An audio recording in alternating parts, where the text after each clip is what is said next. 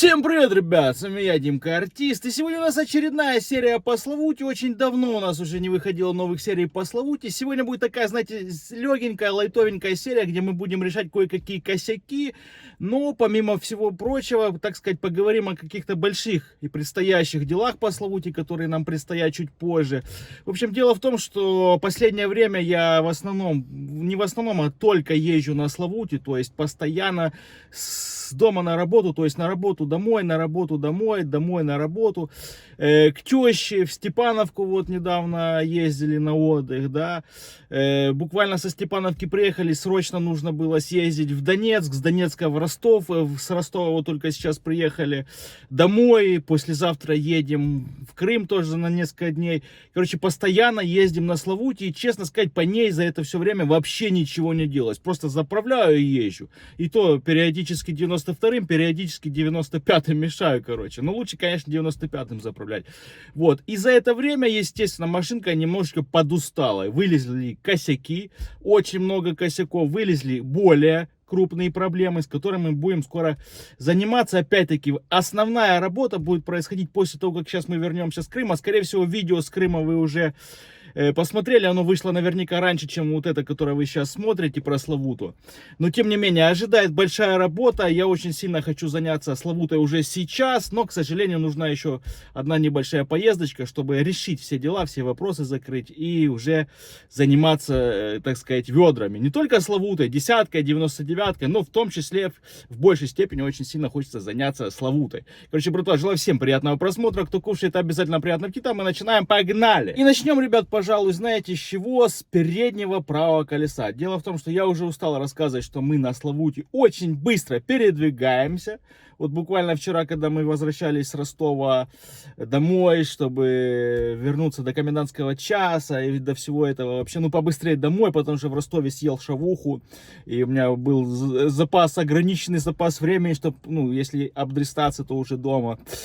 Шутка, конечно. Но колесо, я уже, когда мы ехали вообще, я увидел состояние переднего правого колеса, а именно резины, еще в Степановке. Но оно мне показалось более-менее нормальным, еще типа поездит. И вот вчера, когда мы уже, ну, были за 100 километров от дома, мы остановились по нужде, и, короче, я обратил внимание, я так еще вывернул колесо в эту сторону, я как раз оно вот, и так оно стало, что я прям, когда мы, ну, садился в автомобиль, я увидел состояние, сейчас состояние переднего правого колеса, я понял, я даже немножечко сбавил оборотик и стал ехать 90-100, потом, конечно, психанул, когда понял, там 50 километров до дома осталось, я решил, была не была, сыграем в рулетку! Вот, и притопил 150. Но вот сейчас, давайте я вам покажу состояние колеса, мы его, конечно же, снимем. Я напоминаю, ребят, что, ну, на всякий случай, потому что сейчас на улице ветрено очень сильно, ветра очень сильно большие, там 12 метров в секунду и больше. Поэтому, если на улице буду снимать, возможно, меня вообще слышно не будет. Поэтому давайте сейчас все расскажу на камеру. Значит, на этой Славуте 2007 года выпуска, напоминаю, стоит еще летняя родная резина.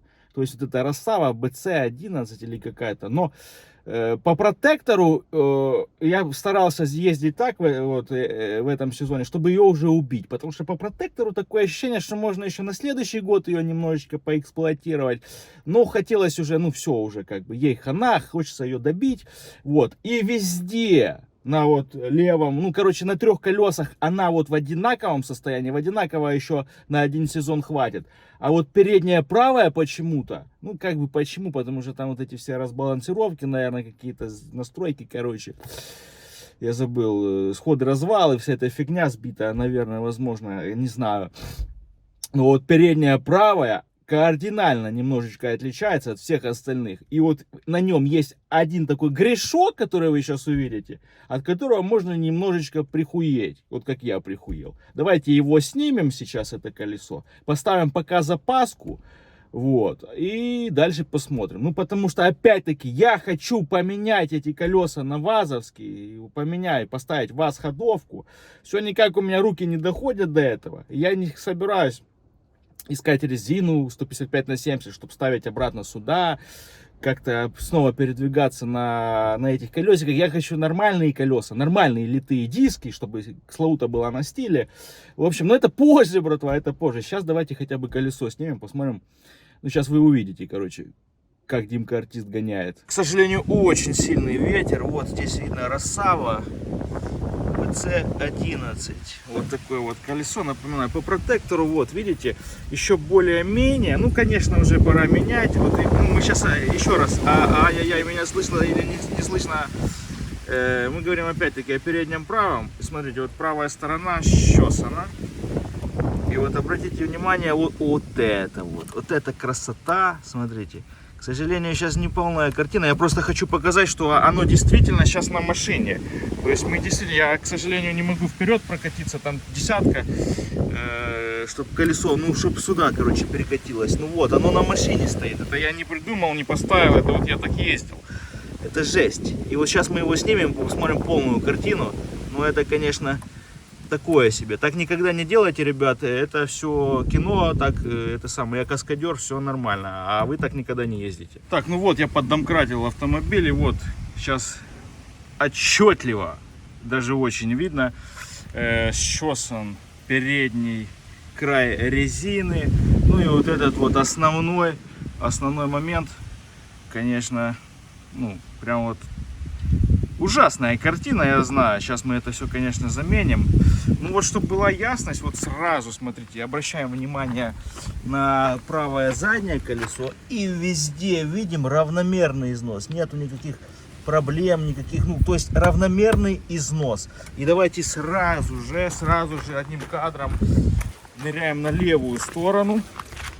И вот смотрим, на заднем левом колесе тоже равномерный износ. И сразу же одним кадром ныряем на левое переднее колесо. И видим, что тоже износ равномерный.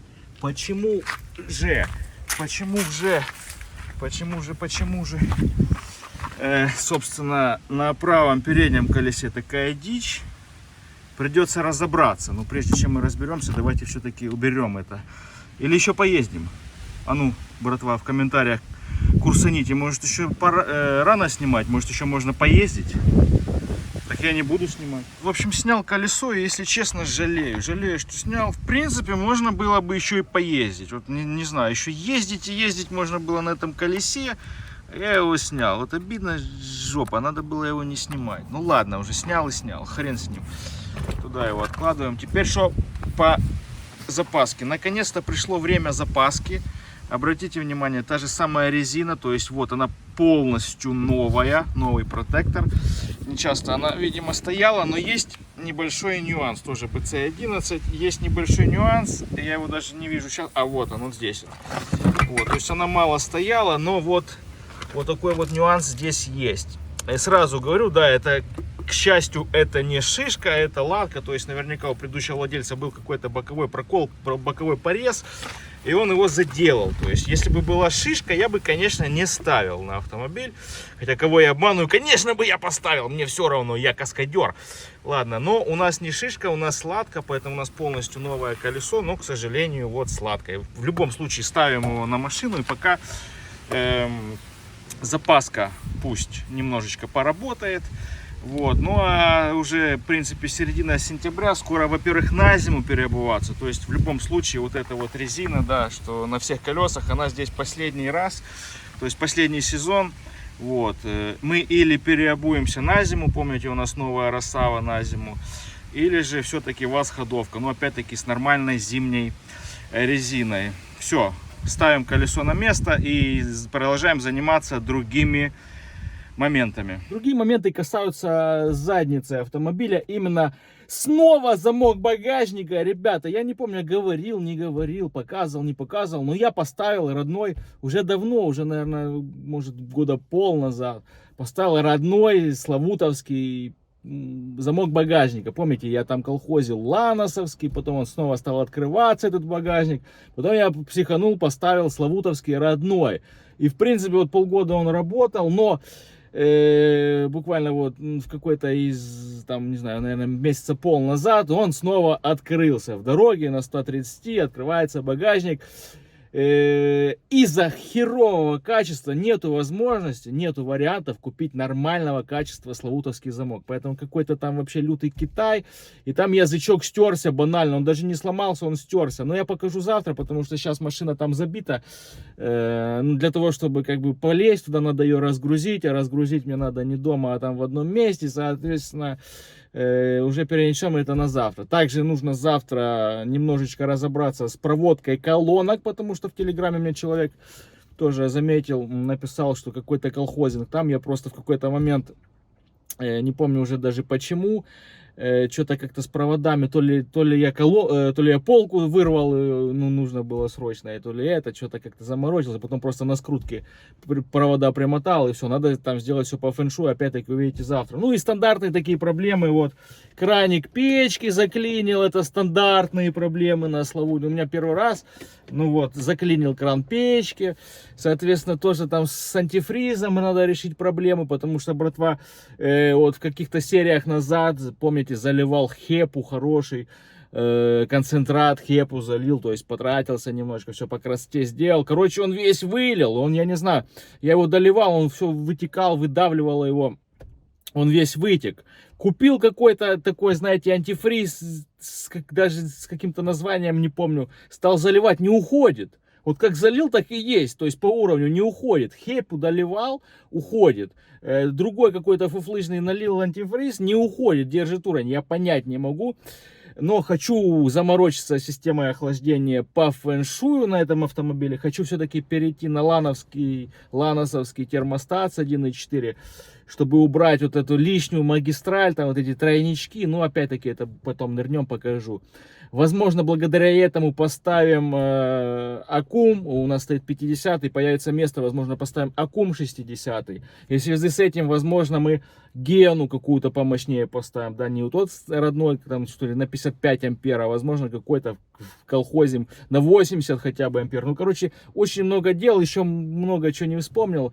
Давайте перенесемся в завтрашний день и уже продолжим завтра. Ну, через секунду. Для вас, для меня завтра. Итак, ребят, хуяка новый день. Собственно, я уже снял, так сказать, опередил череду событий и снял вот этот вот замок багажника славутовский. И сейчас на улице очень сильно ветрено, еще сильнее ветренее, чем вчера было. Поэтому давайте сейчас сядем в автомобиль и покажу его состояние. Сразу скажу, его даже сюда смысла ставить нет, потому что банально багажник даже не закрывался. То есть я вот делал вот так вот, и он все равно был открыт. То есть он даже не закрывался, потому что состояние вот этой фигни вообще ужасно плачевная. Значит, вот эта фигня вблизи, да, собственно, где-то около полугода назад я купил ее за 1500 рублей на рынке. Сомнительного какого-то качества фирмы, непонятно, как оно там что-то называлось, даже не помню. Но альтернативы никакой не было. Было только это или на трассу, поэтому взял, ну, как бы, типа заводской. Давайте состояние, да, смотрите. Блин, надо так сфокусироваться. Ну, вот, выработка уже, да, то есть вот эта вот фигня должна, блин, сложно одной рукой. Ну, я не знаю, понимаете вы или нет. Вот сейчас вот видно, да, должна быть ровная поверхность, а тут вообще как бы горка. Вот этой площадки, вот этой вот горочки вообще быть не должно. То есть она полностью, ну, она даже не зацепляется там за ту ответную часть замка. Оно просто, ну, даже не зацепляется. То есть оно, ну вот, видите. То есть должно идти ровно. И оно тут бах, и такая горка.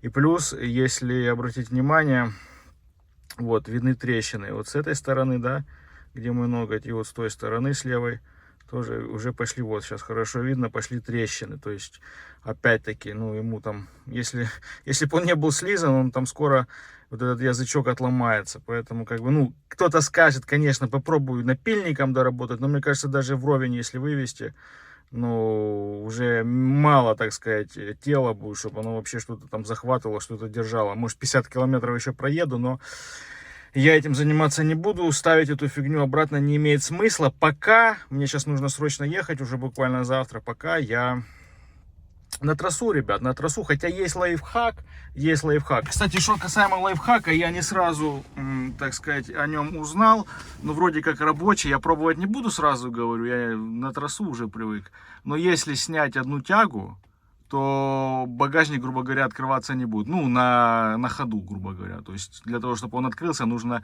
по идее, больше усилия. Вот, и он сам открываться не будет. Но, опять-таки, я снимать не буду тягу, потому что, ну, как бы, ну, заморачиваться этим не хочу. Ну, а сейчас хочу заняться, уделить, так сказать, внимание одному колхозу, исправлению колхозанства, которое уже давно меня мучает. Помните, да, мы изготавливали полку на Славуту. Ну, то есть не изготавливали, мы ее усиливали. Она по-прежнему, смотрите, она по-прежнему ровная, то есть не прогнутая. Напоминаю, что у нас тут все по фэншую, то есть у нас здесь все сильно по фэншую. Но вот это вот колхозанство, вот это, я уже не помню обстоятельства, при котором я очень сильно спешил, и, грубо говоря, мне пришлось вот это вот все сделать. Смотрите, вот это вот колхозанство. И с этой стороны тоже колхозанство. Открываемся. Вот, я не помню уже обстоятельства, но сейчас нужно нормально вот эти провода вот здесь где-то аккуратненько вывести. И снизу вот тут под фишечкой незаметно оно будет соединяться, потому что, ну, вот это... Ну, мозолит глаза очень сильно. Мне уже люди даже в Телеграме пишут, что это за колхоз. Димон, что это за дичь. Так что сейчас возьму паяльничек, провода и все это переделаю, чтобы было по красоте. И, наверное, на сегодня это последнее, чем я займусь. Возможно, потом еще что-то придумаем.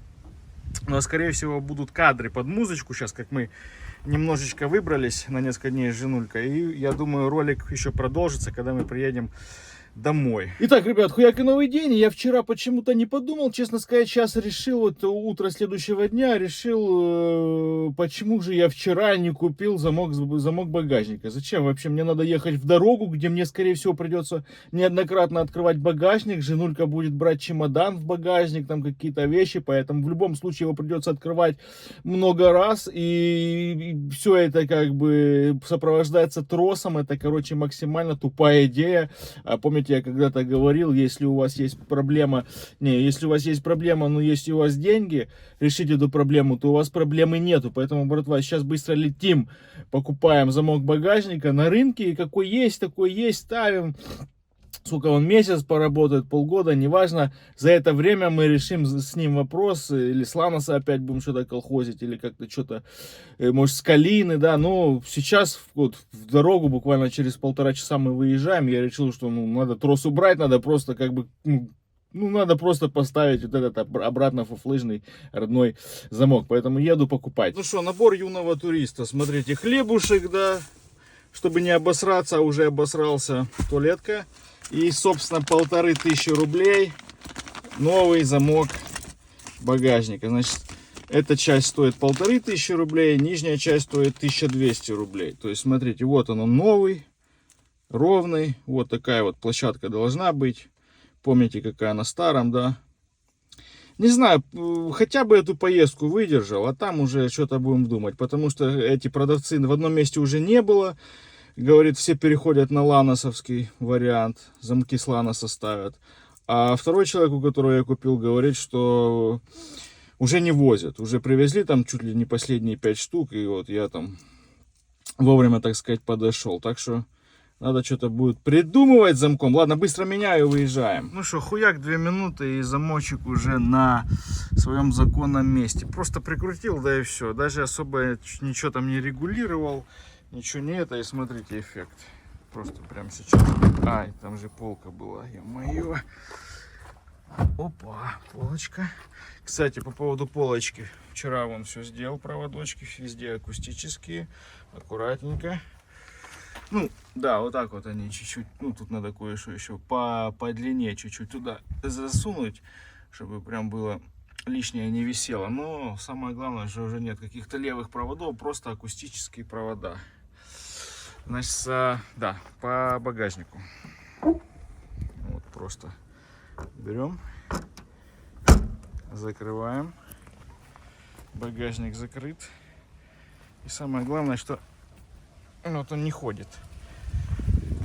То есть, если бы там что-то было хреново отрегулировано, но оно бы так на резинке чуть-чуть ходило, люфтило, и, соответственно, при движении этот люфт бы усиливался, и как бы вот этот вот язычок быстрее бы стирался.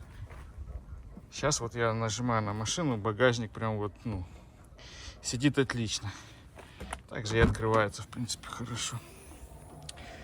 Все, 1,5 косаря. Цена вопроса. Но пару нервных клеток Димка сэкономит. Деньги потеряны, но нервы сэкономлены. Как-то так. Выдвигаемся.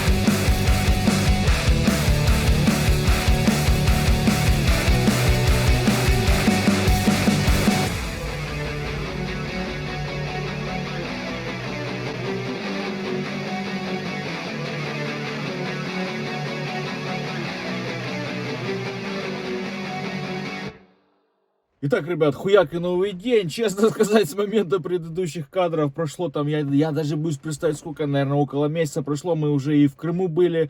К сожалению, пока еще даже на этот момент влог с Крыма не смонтирован. Я сейчас этим занимаюсь, потому что много там всего.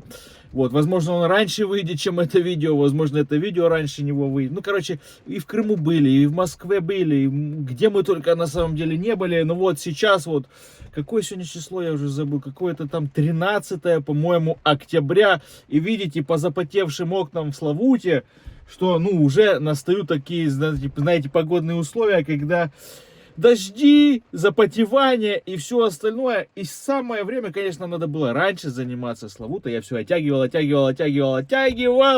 И вот сейчас, к сожалению, уже пора. К сожалению, потому что не самая подходящая погода даже сегодня. Потому что, я говорю, первое, с чем мы займемся, даже вот сейчас мы займемся, это вот этой вот за это самое, ну, стандартная проблема, у всех она была, есть и будет, это вот краник печки заблокировался. Ну, как заблокировался, короче, закис или что-то там, я не знаю, который под капотом находится.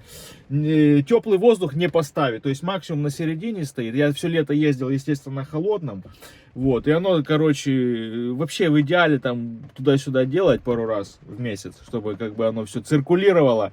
Вот. А я не делал, я забил все время на холодном был, поэтому сейчас на горячий не поставить. А если не поставить на горячий, то машина тупо запотевает. Сегодня прям вообще было сложно ехать с утра по городу, потому что машина запотевает, нихуя не видно, и ты просто как ежик в тумане едешь, и ну боишься, что вообще можешь делов наделать. Поэтому не камильфо, поэтому сейчас мы будем заниматься, поменяем этот кран печки. По поводу крана печки, братва, есть вообще три варианта. Это поехать купить родной кран печки, вот этот вот. Да. Второй вариант, который я выбрал сегодня, это поставить кран печки с ВАЗ-2108. Тоже важный момент. Объясню, почему я этот момент выбрал. И третий вариант, вот этот вот водопроводный шаровый кран поставить. Но это, честно, я не хочу делать. Это, конечно, это очень удобно. Просто перекрыл его, закрыл его. Но это такой колхоз, что, ну, не, я от него как бы сразу отказываюсь. Почему все-таки с ВАЗ-2108? Банальная причина: для того, чтобы поехать, для того, чтобы поставить кран родной со Славуты, мне нужно поехать и его купить.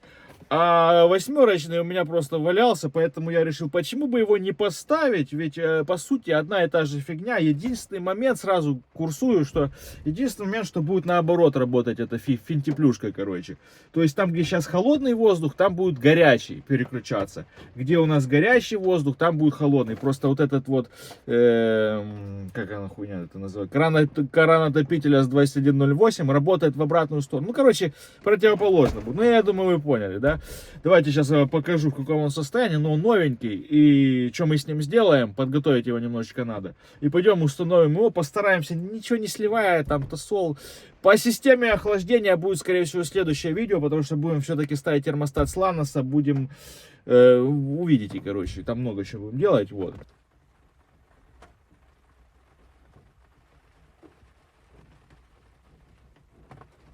Заранее прошу, конечно, прощения за срач в салоне. Я не помню, когда последний раз вообще в машине убирал. Значит, вот он, кран отопителя с восьмерки. Эта резиночка нам не нужна. Значит, вот, собственно, он. Нам нужно что сделать? Нам нужно отрезать вот эту вот лишнюю херню. Вот эту вот лишнюю херню мы отрежем. Вот, то есть вот этот вот. Вот эту дирочку, короче, мы вот так вот отрежем. Вот этот вот по пластику так вот.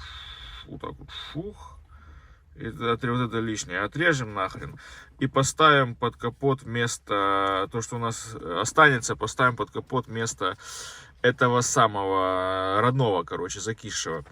Единственный момент, ребят, тоже важный момент, что по усилиям, вот кран, как я понял, он новый полностью, то есть он полностью новый, соответственно, вот, по усилиям он немножечко как будто бы туже открывается, чем родной. И вроде как об этом мне кто-то говорил, или я где-то читал. Но я думаю, это несущественно, потому что, опять-таки, мы тупо поставим на горячий. У нас сейчас такой сезон начинается, да, осень, зима. У нас будет постоянно на горячем, грубо говоря, воздух. Поэтому как бы все равно мы поставим. Ну, немножечко туже. Вот, но я думаю, это все фигня. Еще раз показываю, вот, холодный воздух easy, горячий ничего. Easy, ничего. И, конечно же, пробовал под капотом, соответственно, вручную, знаете, там, сильно, так сказать, открыть его. Не открывается, короче. Гиблое дело, поэтому только замена. Ну вот чисто вот, чтобы вы понимали, знали, можно вот от восьмерочки поставить. От восьмерочки, девяточки, один хер будет работать, только в обратную сторону. Ну что, ребят, вот в принципе доработал наш кран отопителя с восьмерки, отрезал лишнее, вот так вот это будет дело выглядеть. Все здесь аккуратненько напильничком подпилил, гладенько, чтобы было красиво, все по фэншую. Двигаемся, не забываем.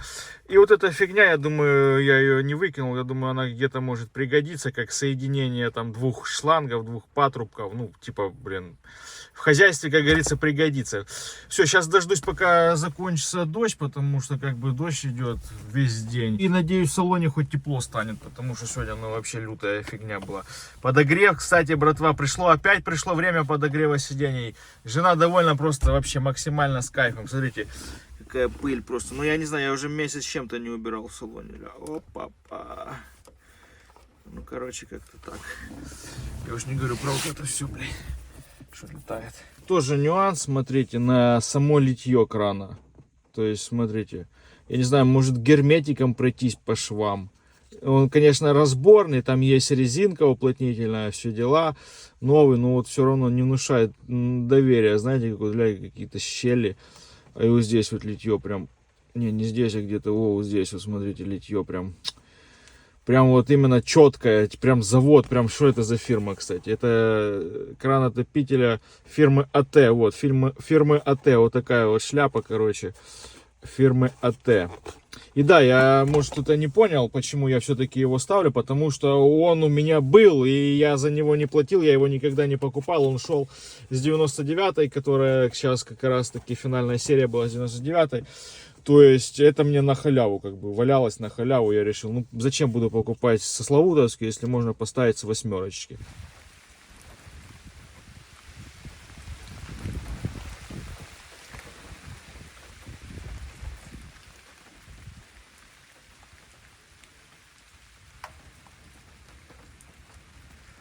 Так, ребят, хуяка новый день. Собственно, сейчас очень быстро нужно срочно бежать. Короче, переобуваться. Уже опаздываю, записался на 2 часа дня переобуваться. Собственно, открывайся. Вот она резина. Как быстро время идет. Вроде как недавно с зимы на лето обували. Сейчас опять с лета на зиму. Короче, лечу на шинку. Вчера нифига не успел сделать. Вчера собирался вчера сделать. Поменять кран отопителя. Но вместо крана отопителя мы вчера с женулькой ездили на фильм Джокер 2. Короче, безумие на двоих. Полная фигня. Зря только время потратили и деньги в кинотеатре. Вот, сегодня, сейчас переобуюсь и постараюсь, короче, может сегодня кран отопителя поменять. Выезжаю со двора, все, на шинку.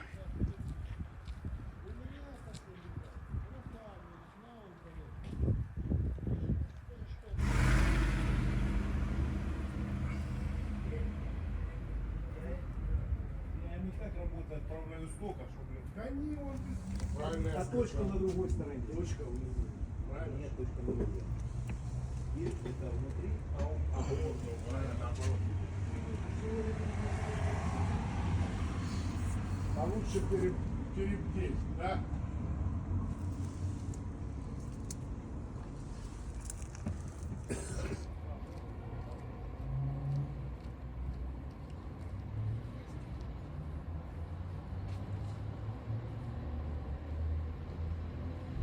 Короче, все, братва, переобулся. Всегда люблю вот это вот первый, так сказать, выезд после шиномонтажки, короче. Когда рулевое колесо, ну, грубо говоря, руль вообще пальцем можно крутить, все отбалансировано, все четенько, красиво. Вот. Единственное, на кочках там справа что-то где-то какие-то звуки вот слышали посторонние, там где-то надо будет искать, что может что-то отпало или что. Бум-бум-бум. Недавно появилась, надо будет посмотреть. Вот, лечу домой с работы, еще не хавал, короче, но переобулись, братва, переобулись. Вот, правда, Славик шиномонтажник сказал, бу-бу-ля, там, надо найти этот звук. Славик шиномонтажник сказал, что развала нет. Будем искать, нужно, я не знаю, может в этом видео еще заедем на сход развал. Потому что, да, резину нормально летнюю поела. Ну, я это видел, но как бы забивал в хер. Собственно, вот, ребят, ну, я еще, это запаска, это можно не считать, так сказать. Ай-яй-яй-яй, палец ударил. Еще летом наблюдал, видел, что начала резину жрать неравномерно. Вот, но забил на это болт, вот, видите, здесь похавано. Ну, ну, здесь вот похавано, да. Здесь еще нормально. Вот там вот похавано, да. Ну, короче, вы поняли, да, но я не обращал особого внимания, точнее, ничего с этим не делал, потому что решил, что все-таки вот эта вот родная резина еще заводская BC11, я потом найду год, чтобы, так сказать, подтвердить все-таки, что она еще с завода заводская, где-то тут будем искать год. Короче, решил ничего не делать с этим, потому что, ну, последний сезон я на ней, вот, поэтому, как бы, хрен с ней, жрала как жрала. Ну, а сейчас нужно, собственно, сделать развал, нужно поехать куда-то, потому что, ну, резина зимняя, да, пусть и Росава VQ 111 или какая-то, я не помню какая, но, ну, грубо говоря, уже не новая, но, блин, хорошая еще. Процентов 50 точно есть, может 60 даже еще протектора. Эп, колючечка. Итак, ребят, и снова хуяка новый день, собственно, все, я это сделал. Минут 10 ушло на это, так сказать, времени. Я установил, видите, кран отопителя от ВАЗ-2108. В принципе, все элементарно просто становится. Почти что как родной. Единственное, как я и говорил, разница в том, что будет работать, ну, в противоположную сторону, короче, горячий холодный воздух. из небольших нюансов, из плохого, да. Естественно, когда, ну, не без слива всей этой охлаждающей жидкости менял, поэтому немножечко пролил охлаждающей жидкости, ну хрен бы с ней, если бы не одно маленькое но. Это, я не знаю, на камере не будет видно, но это вот я отсоединил уже, чтобы он просох, датчик детонации, потому что начал проверять. Запускаю автомобиль, он, короче, тарахтит, обороты плавают, прям не плавают, аж штормят, короче.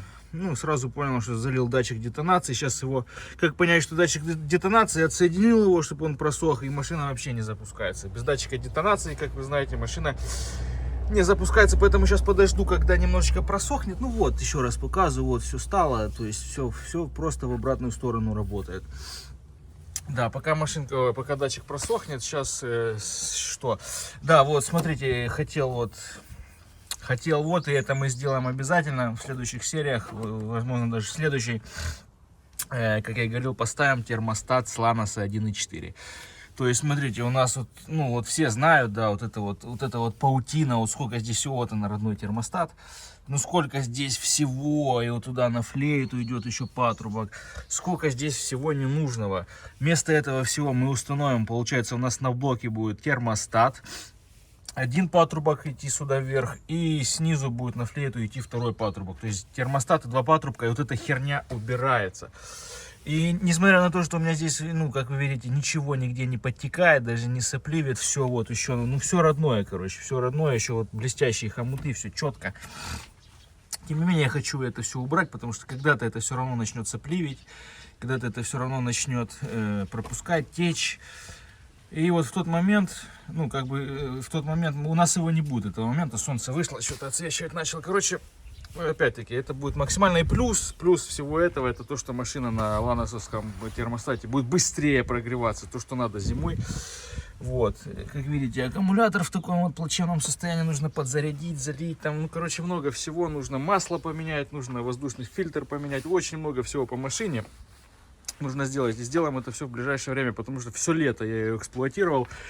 И все лето я с ней вообще ничего не делал, просто заправлял и ехал. Ну вот, собственно, родной, так сказать, краник отопителя. Стандартная фигня, вот в таком вот положении он почти у всех, он так вот закисает у всех. Почти у всех, да, вот так вот он закисает, короче. То есть он дальше не открывается. Соответственно, мы ездили на закрытом, пока было лето, чтобы у нас был холодный воздух в салоне. И вот когда наступила осень, я решил открыть, чтобы в салоне потеплело, а оно, сука, не открывается. Вот как-то так. И да, это еще, братва, родной, то есть заводской краник отопителя. Прошел он, грубо говоря, 50 тысяч километров.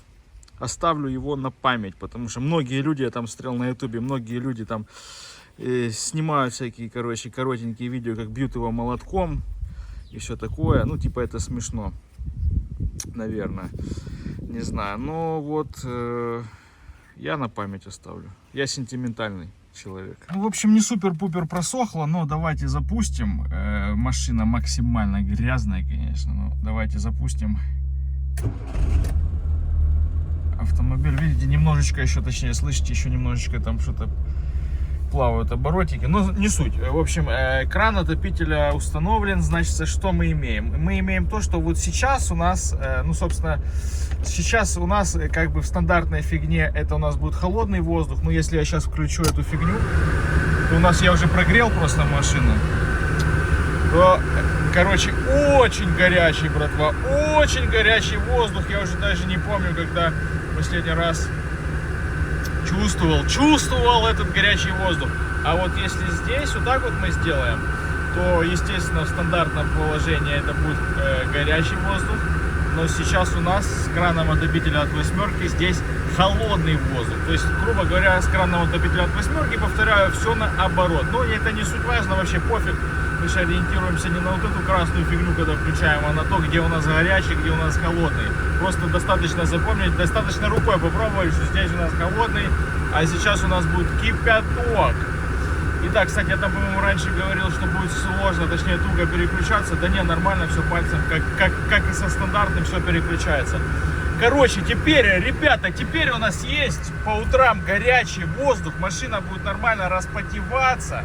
И, в принципе, я не буду нервничать, когда еду на работу, все запотевшее, короче, все, ну, просто максимально уебищно, неудобно, я нервный с утра.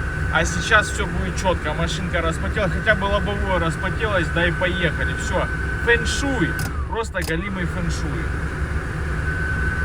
Ну, ребят, как я и сказал раньше, по системе охлаждения это далеко не последнее видео. Скорее всего, сейчас следующее будет опять-таки про установку термостата. Плюс, ну, короче, плюс замена, соответственно, антифриза. Потому что, кто помнит серию, где мы заливали офигенный хэппи, короче, хэппи, германское качество и немецкое. И так получилось. А я, по-моему, об этом уже говорил или не говорил, я не помню. Вообще, я, честно сказать, не помню вообще, что в этом ролике в начале было.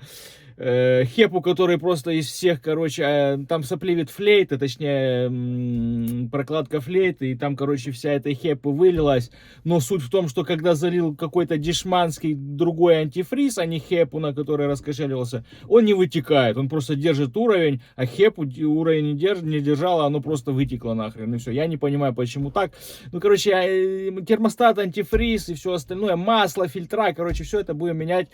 Вот, сейчас, я думаю, все-таки я еще багажник попробую сделать, потому что я там обнаружил одну маленькую деталь, которую нужно исправить. Так, и снова открываем багажник. Машина вообще последнюю где-то неделю точно эксплуатируется, оно все вот так вот, ну, грязно здесь. Все насрано, короче, потому что машина эксплуатируется, так сказать, в грузоперевозках, вот. Но не суть важно, это такое мелочь. Значит, не нашел, а увидел один небольшой маленький деталь, вот такой вот. Вот, то есть, видите, пластинка не плотно прилегает к кузову, скажем так.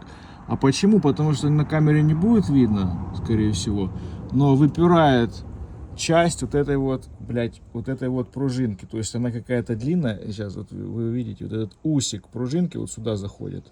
Не понимаю почему. Ну, оно ведь, ну, как можно было прикрутить, чтобы он туда не заходил, грубо говоря. Вот он заходит туда. И я вот думаю сейчас снять замок, ну, снять вот эту хуйню. И вот этот усик немножечко подпилить болгарочкой, укоротить. Может, оно тогда нормально станет, грубо говоря. И может багажник будет, ну, лучше закрываться, и вообще будет лучше закрываться. Давайте сейчас нырнем в этот самый и посмотрим прям изнутри, грубо говоря. Тут, в принципе, все нормально. То есть даже вот этот язычок, который мы купили в начале этой серии, по-моему, все еще четко. Опачки! И вот смотрите. А что смотрите? Я тут сам ничего не вижу. Ну, короче... А, вот даже вот отсюда видно, видите, вот этот усик, блядь, вот этот усик, он, ну, не дает вот этой шайбы, может оно из-за этого, хер его знает, короче. Но в любом случае, потому что это не камильфо, его мы сейчас укоротим, я надеюсь, она нормально будет прилегать, может подрегулировать замок, может еще что-то, ну, я не знаю. И, кстати, братва, ну, вот я сейчас с кайфом, сейчас я лягу, ой, блядь, ой, ну, тут реально, блядь, можно жить. Я вот сейчас лег, сейчас я покажу, сейчас я спрячу свой второй подбородок сразу, чтобы вы не охуевали, потому что в последнее время Димка Артист перестал следить за своим весом. Ну, собственно, вот, братва, тупо лежу в Славуте. Сиденье-то вперед еще можно откинуть, ну, тупо. И вот так вот, если смотреть, вот, лежу и смотрю на небо. Вот просто через это окно лежу, смотрю на небо. То есть, реальная машина, вот Пепси есть, да, Пепси есть, бля. Можно Пепси глотнуть, сука. Есть, да, вот, а. Сейчас еще пепси выпьем немножечко. Смотрите, тупо на пляжу. Даже палатка не нужна. Просто приезжайте на Славутин, на море, где бы оно ни было. Вот так вот. Ну да, тут шторочку, конечно, надо, солнце светит. Можно даже какой-то маленький телевизор, холодильничек. Даже тут жить можно в этой Славуте. Мне, если честно, я без сарказма, мне Славута вообще нравится. Я, ну, прям кайфую от нее. Это машина, с которой, как я где-то писал, по-моему, в Телеграме, подписан на мой Телеграм-беседку. Я даже сейчас сижу просто, вот смотрите, я позе Лотоса сижу, у меня рост метр почти 80, и мне, ну, нормально. То есть, ну, да, я немного сутулый, даже если ровно сяду, будет вот так. Ну, ладно, мне нормально. Кайф, машина супер, братва. Кто там что-то не нравится по слову, бля, берите, не задумайтесь. Ладно, все, давайте сейчас чем-то другим будем заниматься, а не мозгоебством этим. Итак, ребят, хуяк и новый день, точнее уже ночь. И, собственно, с момента предыдущих кадров прошло где-то недели две, вообще не было времени заниматься автомобилем. И вот касаемо, и вот за эти 2 недели, вот я все время на ней ездил, на Славуте, и постоянно усиливался вот этот вот стук справа, о котором я говорил, когда мы меняли колеса, резину, да. И я, к сожалению, не нашел времени и возможности продемонстрировать в ходу, как оно стучит. Но вот сейчас я все-таки нашел минутку, решил, ну, надо все-таки найти, потому что по ощущениям уже было такое чувство, как будто что-то отваливается конкретно. И вот сейчас вот с помощью поддомкрачивания и вот такой вот нехитрой системы я могу хотя бы на настоящем автомобиле продемонстрировать. Я немножко приболел, поэтому гнусавлю. Вот, могу продемонстрировать, как оно все-таки, собственно, стучит. Смотрите. Ну, просто вот. Ну, то есть, я думаю, на камере слышно, что стук, как бы конкретный на самом деле. И это вот как бы, вот этот момент каждый день сопровождается, и он все сильнее и сильнее. И, собственно, откуда этот стук? Сейчас вот самое интересное будет, как я понял. В принципе, что вообще может стучать сзади на Славуте? Это либо стойка, либо в барабане что-то с тормозами, короче. Или же, собственно, забыл, как это называется, сайлент-блоки, балки. И вот я как бы стойку проверил, она вроде нормально. С тормозами тоже все, в принципе, нормально. Я полез смотреть сайлент-блок, балки. Собственно, вот здесь оно все это дело находится. Вот, и обнаружил, я вообще даже не касался еще его, и я обнаружил просто, что он, блин, неудобно левой рукой.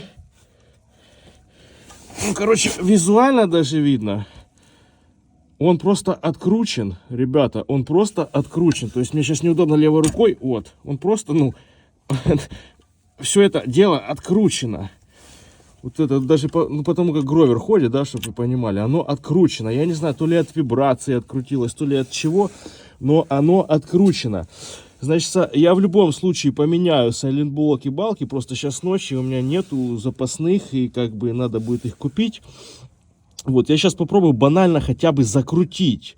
Закрутить, я не знаю, от вибрации, наверное, или что, но вот я попробую закрутить вот эту вот гайку болт, соответственно, да, и мы попробуем ту же самую процедуру, будет стучать или нет.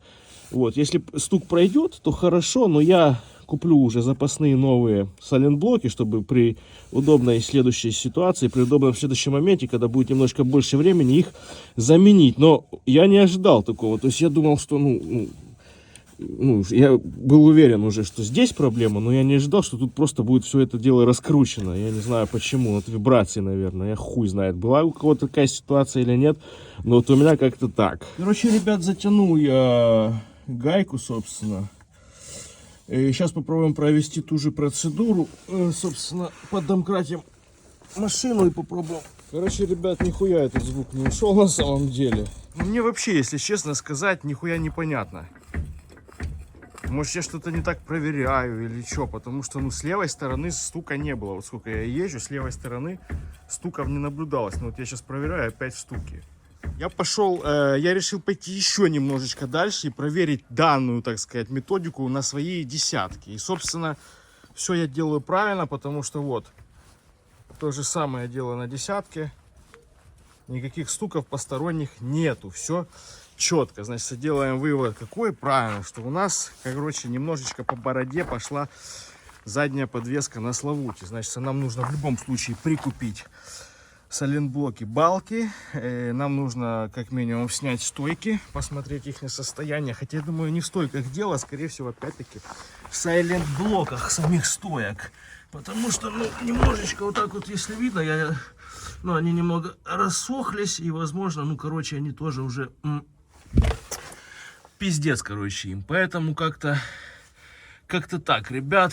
И, кстати, баночка уже в таком состоянии. Надо делать что-то с ней или менять, или какой-то прямоточек замутить.